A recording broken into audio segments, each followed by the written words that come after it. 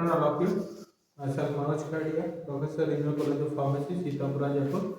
Now we will discuss about the classification of true drug. Earlier we have discussed about the alphabetical classification of true drug, morphological classification of true drug, and now we will discuss about the chemical classification of true drug, or it is also known as biogenetic classification of true drug. तो chemical classification क्या होता है कि जो drug अपन ले रहे हैं, true drug ले रहे हैं, उसके अंदर केमिकल कॉन्स्टिट्यूएंट्स किस कैटेगरी का है, कौन सी कैटेगरी का केमिकल कॉन्स्टिट्यूएंट होगा, either it is carbohydrates, lipids, resins, glycosides, tannins, alkaloids, किस कैटेगरी का वो ड्रग उसके अंदर केमिकल प्रेजेंट है। क्योंकि हर केमिकल, हर ड्रग के अंदर हर तरह के कैटेगरी के केमिकल प्रेजेंट होते हैं, बट कुछ ऐसे होते हैं जो कि ज़्यादा मात्रा में होते हैं और वो मेन उसका केमिकल कॉन्स्टिट्यूएंट्स होता है उस ड्रग का। तो उस कैटेगरी के अनुसार जो उसका मेन केमिकल कॉन्स्टिट्यूएंट है उसके अनुसार ड्रग को अलग अलग कैटेगरी में डिवाइड किया गया। जैसे कि कार्बोहाइड्रेट की कैटेगरी में ड्रग को दिया गया गम्स एंड म्यूसिलेज में। तो गम्स दिया गया कैल्शियम गम है, गम है, ठीक है।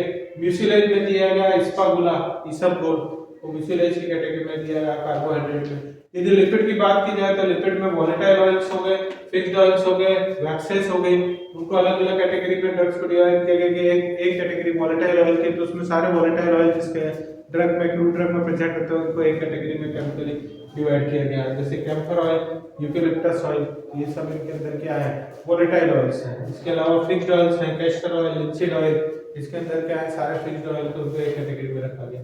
नाउ वैक्सेस को वूल फैट है, इनको एक कैटेगरी में रखा गया। तो ये सब मेन कैटेगरी इनकी क्या आ गई, ये आ गई लिपिड्स। तो लिपिड्स के में फर्दर क्लासिफिकेशन क्या हुआ, volatile oil, fixed oils and waxes. यदि रेजिन्स एंड देयर कॉम्बिनेशन की बात करें तो रेजिन्स में अलग अलग चार तरह से इसको डिवाइड किया गया, अलग अलग कैटेगरी में रखा गया। रेजिन्स के अंदर फर्स्ट इज रेजिन्स जो कि प्लेन रेजिन, केवल कोई कॉम्बिनेशन में नहीं है। दूसरा है ऑलियो रेजिन, ऑलियो रेजिन यानी combination of volatile oils and resins का कॉम्बिनेशन की कैटेगरी में रखी गई।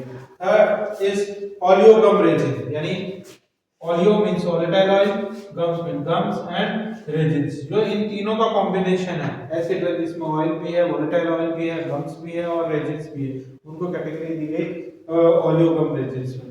एंड देन बाल्सम्स, बाल्सम्स दिया गया।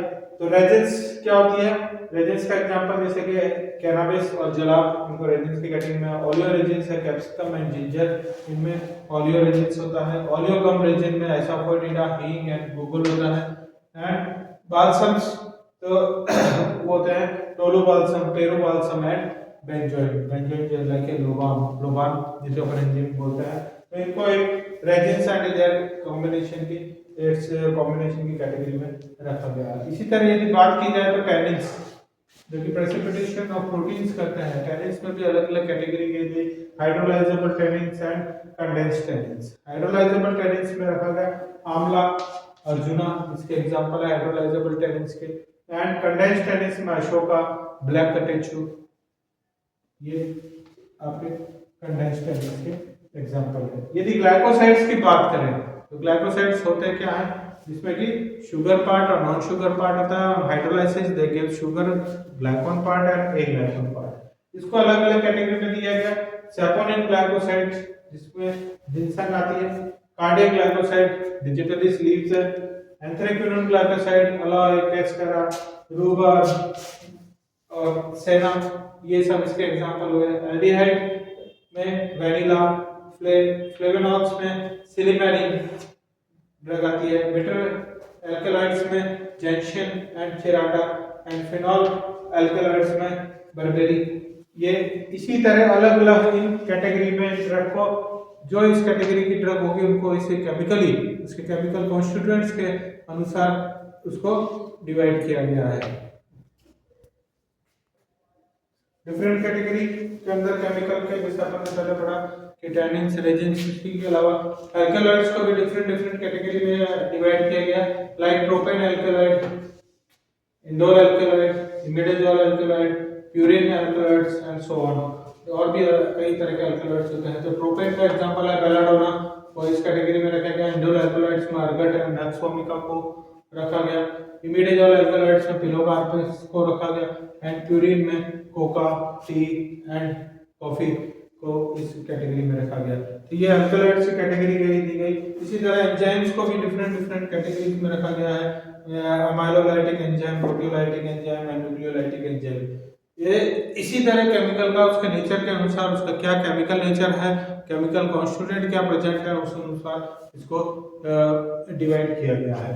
यदि मेरिट्स और डीमेरिट्स की बात करें केमिकल क्लासिफिकेशन की, तो मेरिट्स यदि है तो ये give information about pharmacological action of crude drugs.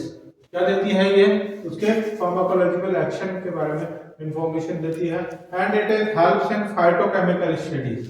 Phyto means जो अपन को सोर्स है, प्लांट से मिल रही है केमिकल स्ट्रक्चर, उसकी स्टडी के बारे में अपन को बता रही है कि इसके अंदर कौन सा केमिकल कॉन्स्टिट्यूएंट प्रेजेंट है, उसमें हेल्प करता है। तो ये इसकी मेरिट्स हुई है।